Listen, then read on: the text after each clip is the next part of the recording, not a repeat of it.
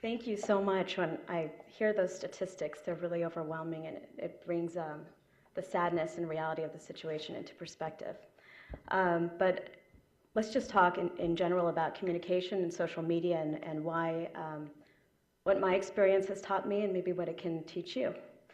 So I am very grateful and honored to have been asked to speak to you on an issue of such critical importance as the social media director of the second largest school district in the nation, which also happens to be located in this entertainment capital of the world.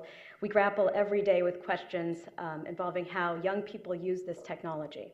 Social media is the way in which students now commonly interact, sometimes even become famous. Teenagers are documenting their lives online, and they're gloating over the number of likes they receive. This is the new popular. Hardly a week goes by in this country without the media reporting on the tragic suicide of a young person who left a trail of clues on Facebook or other sites. Social media has become a popular way for many to communicate feelings, thoughts, and beliefs that for whatever reasons they couldn't otherwise express. When the worst happens, anguished, grief-stricken parents, family, and friends of the deceased are prompted to ask those age-old questions of why and what could we have done to avoid it. It's not new for students to say things to each other that are hurtful, nasty, and even threatening. But it is new for those comments to be posted so publicly on social media sites, making them even more damaging or creating fear through cyberbullying. Parents who monitor have a much better chance of catching this type of abuse, as well as early warning signs of depression. There is a disturbing trend recently that every completed or attempted suicide by youth, there's a question that comes from the media, and they say, well, was he or she bullied? And I've learned through my work with LAUSD, which hasn't been a long time, that experts assert bullycide is a myth. Bullying may be a trigger, but is never the cause of suicide. I think we have to do a better job communicating that. We have to consider, could this obsession with bullying and suicide unwittingly promote suicide as a response to bullying?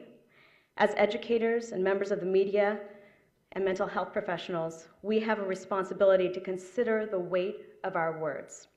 We've also heard of those cases, some of them very recently reported, where a deeply troubled student posts messages on social media indicating he means to harm himself or others. If we are engaged online, these posts can be alarms, alerting parents, counselors, and ultimately law enforcement of a serious pending threat. Last year, Facebook launched a new suicide prevention tool, allowing users to flag suicidal content. That can be helpful in a situation like this for anyone. You don't have to be a professional to be aware. And now we're left with trying to determine what can we do as professionals using social media. On Facebook, the relationship between social media and suicide I would describe as it's complicated. I would recommend putting suicide prevention messages out regularly.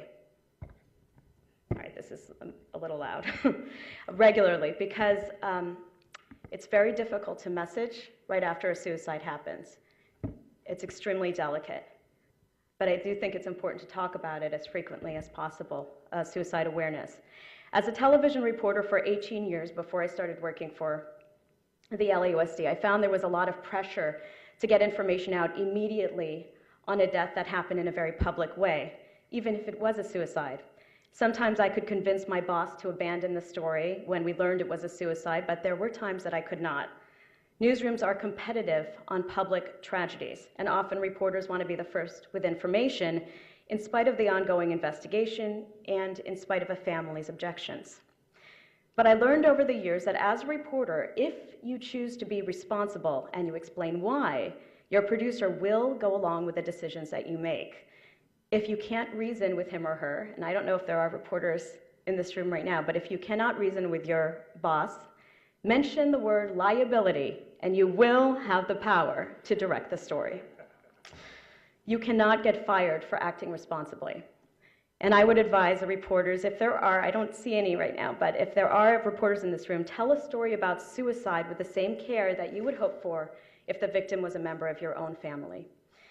To be safe, you can often take the lead of the PIO handling messaging, because as PIOs, it is our first responsibility to be concerned with the family. So when a suicide happens, should PIOs immediately put out messaging on suicide prevention? The answer is absolutely not. It can backfire, especially if the investigation has not yet been completed. So my advice is step one, get the facts.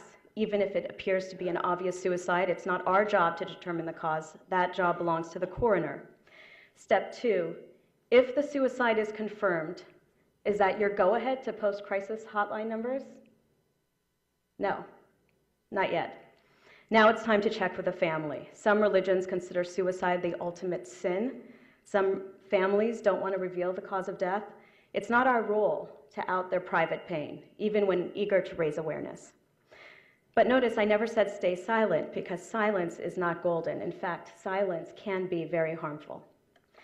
In this fast-paced information age, we must respond to the media, and we must respond to crisis situations immediately. Because if we say nothing, rumors will prevail. It's uncomfortable to respond immediately, and I think that's a situation, that's why we stay silent so often. But responsible messaging increases the chances of responsible reporting. If you don't guide a reporter who's under extreme deadline pressure, he may find his information elsewhere, whether it is reliable or not. Once the suicide has happened, I would recommend you do the following. Publicly acknowledge the death, give condolences, and share that counseling services are available, but just stay away from revealing the cause of death until it's confirmed and acknowledged by the family. Once that happens, make sure suicide prevention websites and hotlines are shared. Let students know suicide is never an option, but always message carefully. The situation is delicate from the minute something happens. Glamorizing a suicide with too much detail or highlighting a victim's post-death popularity can lead to contagion. Release simple facts, that's all, with a heavy emphasis on the help available. Encourage your organizations and other parents to become comfortable with social media. We all need to monitor sites, eradicate offensive messages, and act very quickly if a student is in crisis. And finally, let your mental health professionals guide you in your messaging. We need your help to get the message out. When there is a situation, whether I'm speaking from the perspective of a PIO and as a reporter, when there's a situation when the worst happens, it's very difficult to address it, and we have no choice but to put out information. Guiding us will help get the information out correctly. We all know that words can hurt and even kill, but the right words may also save a life. Thank you so much for having me here. I really appreciate it.